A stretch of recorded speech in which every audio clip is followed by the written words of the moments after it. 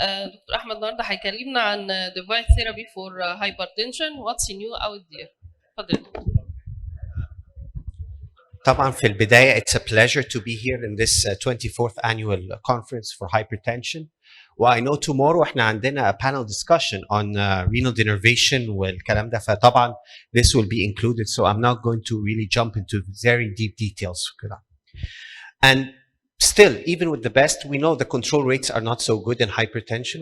This is a big hallmark for increased morbidity and mortality, whether heart failure, strokes, or MIs. ومعظم الحاجات is really targeting the sympathetic nervous system or improving the vagal tone. فدي كانت البداية. Why is that? Because there are 10 to 20% at least of patients have resistant hypertension. They do not respond to 3 or more in full dose antihypertensives, including a diuretic. وبالتبعية they have an increased problems of cardiovascular morbidity and mortality. فبالتبعية لازم نقلل لهم الضغط بشتى الطرق. طبعا this is taking out of the consideration, out of the equation, non-adherence, because these are some of the patients who are non-adherent. لا احنا بنتكلم على true resistant hypertension. فالdevice based therapies are so much, أكتر مما نتوقع فعلا. There is so much, but really the most intriguing and the most data هي renal denervation of reduction of the sympathetic nervous system around the renal nerves, which is important, around the renal artery. Sorry. الفكرة جت منين؟ لو بصينا للانatomy function, this is really important. We can see that the afferent nerves, they increase the renal ischemia, they increase renal pain. The efferent, they increase the renin, sodium reabsorption, vascular resistance. So these nerves are important for our living, but they also increase the possibility of hypertension. And if we look back at history in the early 50s and 30s, they were talking about splanectomy and sympathetic splanectomy for treatment of very high blood pressure. وبعد كده اتقال, what are the potential benefits if we really remove this or denervate these renal arteries? We're probably going to decrease the sympathetic activity, decrease the blood pressure, مش بس blood pressure, ده كمان المorning surge, decrease the nighttime surges that can occur, and these are very highly linked to strokes and myocardial infarctions, and even shift the non-dipper to a dipper. فبالتبعية theoretically it looks really good. وعشان كده جت الفكرة from to start off with for renal denervation, and started off with so many trials. Started with the Simplicity, الcatheter provided by Ardian, وبعد كده Medtronic اشتريتها. And then it went on to 2 and 3. And then in 2014, actually, Simplicity 3 caused a big row. لأن بعد ما كانت النتائج الأولية, this is really very promising والنتائج كويسة, there is reduction of blood pressure in resistant hypertensives. Actually, with the sham procedure in Simplicity 3, ما أظهرتش فرق كبير, وبالتبعية it was aborted at that time. This is just an example of how many patients, how many trials, how many patients are really being recruited for renal denervation throughout the years, including the last trials, and I'll discuss them very quickly. ولكن جه بقى reassessment of Simplicity 3. First of all, there was inexperience between the operators. عدد النوتشز اللي بيحصل مع renal denervation, يعني أنا ما أعرفش يعني كم حد من حضراتكم عمل renal denervation, but you see a lot of notches where there is a cautery or part of injury to the intima of the renal vessels. And actually, the number of notches was quite low in most of cases with Simplicity 3 in a randomized control trial. And this probably will lead to non-responders. عدد الablations with the first generation of the Simplicity catheter was very low, actually. And the number of ablations, as we increase the number of ablations, the more we get response in the reduction of blood pressure. حاجة تانية, we were not in the start going to the distal vessels. ابعدوا عن the distal vessels, we might get renal stenosis, just do the proximal and ostial. If you look at the anatomy, the nerves actually are more present in the mid and distal vessels. وطبعا الداتا الجديدة دلوقتي ablate from 3 to 8 millimeters. Don't do bifurcations, yes, but do it with the newer catheters, even more distally, حتى لغاية an artery of 3 millimeters in diameter. فبالتبعية it changed a lot. أولاً, if you look at the 3 biggest innovations in renal denervation, على الشمال, radio frequency, spiral catheter by Medtronic, and We did the first case actually maybe 4 months ago. It has 4 gold-plated electrodes. ممكن to do simultaneous, or you choose the electrodes that you want to do of radio frequency. Of course, it's a little bit painful. العيانين طبعا بيحتاجوا good amount of sedation, but I'll show you the data. We have the ultrasound-based renal denervation. This is by another company, but this is radio ultrasound device, and it also shows a good amount of results. And even last week in Euro PCR 1 or 3 year follow-up بتاعتها.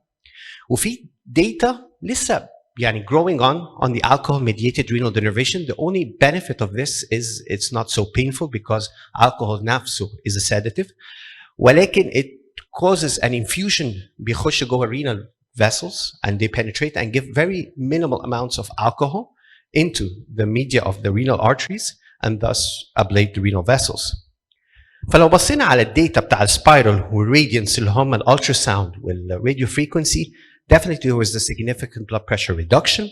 مش بس كده, ده قلل كمان الdiurnal variation وكان consistent according to which subgroup, to every subgroup, whether resistant, diabetic, CKD, AFib, elderly, or even isolated systolic.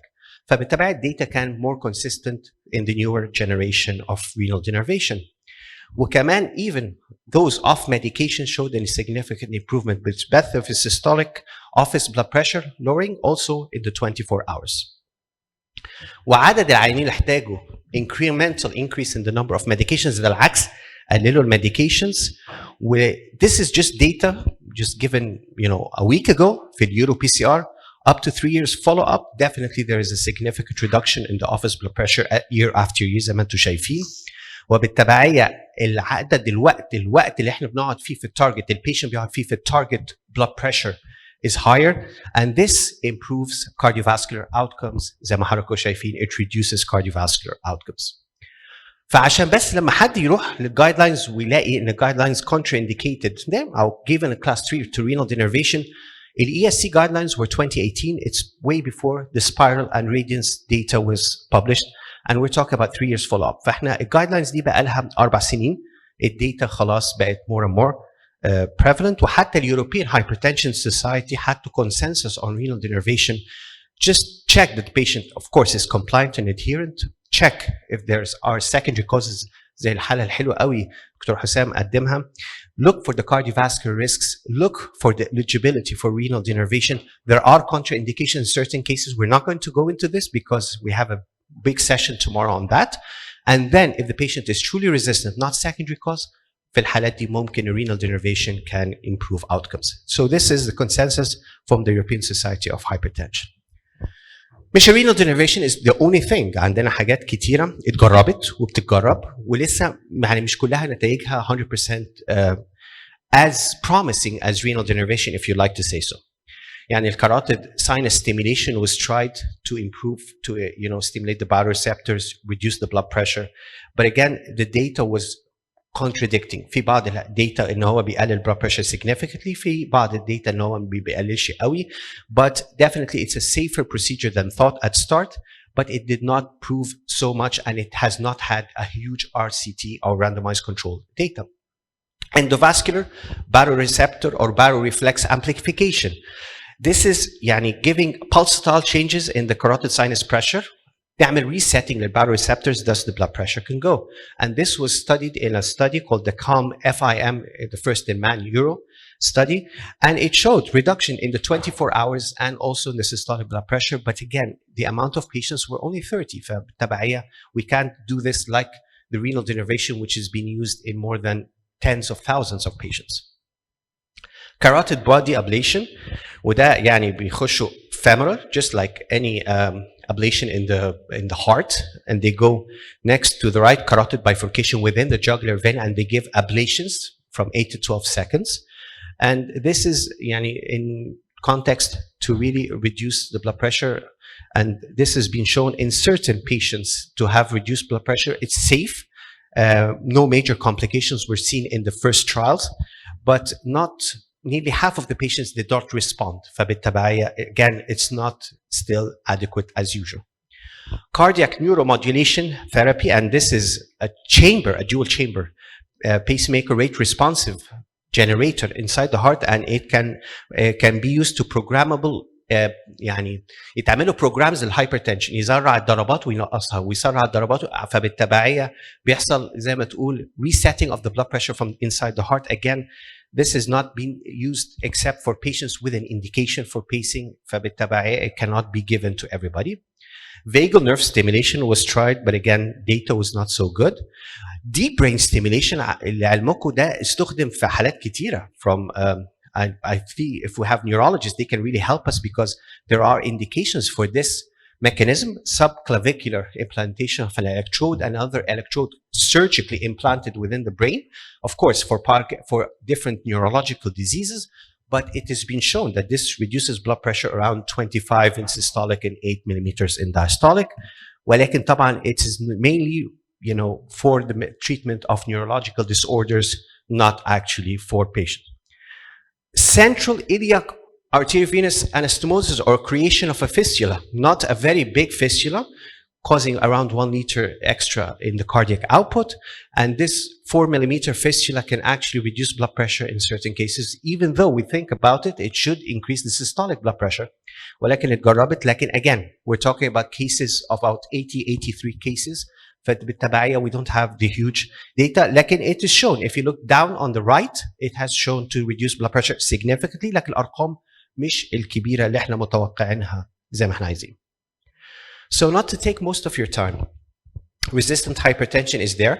We should really assess if the patient is adherent or not, if there are secondary causes. And number 3, if the patient is really taking the full medications or the 3 plus a diuretic عشان نقول عليه resistance. If the patient is like that and he or she is not responding, في حاجات كتيرة اتجربت. So far, the only prospect عليه data كويسة و probably will enter the guidelines again هو renal denervation بالnewer molecules, newer modalities, زي الspiral from Medtronic, Radiance, اللي هي ultrasound. فبالتبعي we're waiting more and more the newest guidelines to see how these modalities penetrate the market. Thank you so much.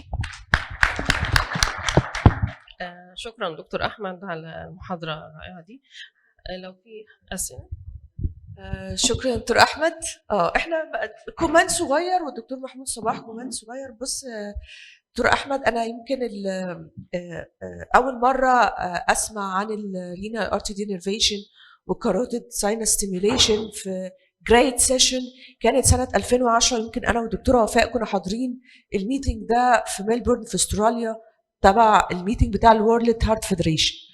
فالحاجات اللي قلتها في بقيه الديفايس ثيرابي فور هايبرتنشن، انا بس عايزه اسالك انت شايف مين فيهم كولابسنج ومين فيهم لسه ليه دور ومين ممكن يبقى امبروفنج يعني في النير فيوتشر؟ اللي انا شايفاه الوحيد لحد دلوقتي هو الرينال ارتري دينرفيشن، لكن هل شايف ان هو لسه بروميسنج ولا it's collapsing؟ No, it's simplicity 3 اللي في 2014 it was a problem with the RCT اللي كان الاكسبيرينس فيها قليل قوي. الفيزيشنز that were enrolling and when enrolled ما كانوش بيعملوا الابليشنز بعدد كافي، وبالتبعيه the patients were not really responding. لكن النيور modality اولا دلوقتي ميدترونيك مش هتخلي اي حد يشتغل renal denervation ولا شركه ريج كور هتخلي الناس تاخد تريننج عشان تعرف تعمل renal denervation. It is a prerequisite. خلاص مفيش حد انا عندي جهاز كده they will not, because this is the biggest problem. It was due to a bad experience. ولكن كمان it was improved by the newer modality. الالتراساوند الراديانس داتا بتاعتها كانت كويسه جدا، والسبايرال catheter by Medtronic definitely was really good and it's very nice to use actually. شكرا دكتور احمد على الكومبرهنسيف كفرج في النيو والابديتد موداليتي في الرينال ديريفيشن. because we are in very short in time. هسأل حضرتك بس على الموداليتي ديت who will be claimed a good responder؟ مين من العيانين من الاليجيبل بيشنت هم ممكن نقول عليهم ان انا ادخله الموداليتي دوت وهيستفيد بيها اكتر وبالتالي يستحق الصرف ده، سبيشالي وانت حضرتك بتقول ان موضوع الفيزيشن اكسبيرينس وشكلها محتاجه لين كيرف زي التافي مثلا، يعني ده اندبندنت فاكتور في هاو افكتفلي يو كود ابليت. هو زي ما European consensus, European Society of Hypertension, first of all, the patient should be resistant, not pseudo-resistant, should be adherent, should be ruled out the secondary cause of hypertension. وكل جهاز ليه الكرايتيريا بتاعته. يعني مثلا spiral hypertension أنا جربته مرتين و I know what to do. You do from 3 to 8 millimeters. You don't do side branches. You can use some electrodes. You can use the 4 simultaneously. It's a 1 minute thing and it all works automatically. فبالتبعية it will improve, but it's again the same criteria اللي كنا المفروض نعملها ان هم true resistant, not secondary causes, and patients without renal artery stenosis of significance, and those without inflammatory renal artery disease زي Kawasaki, Takayasu. These are also relative contraindications till now. Thank you very much, Dr. Ahmed, for your up-to-date lecture about your topic.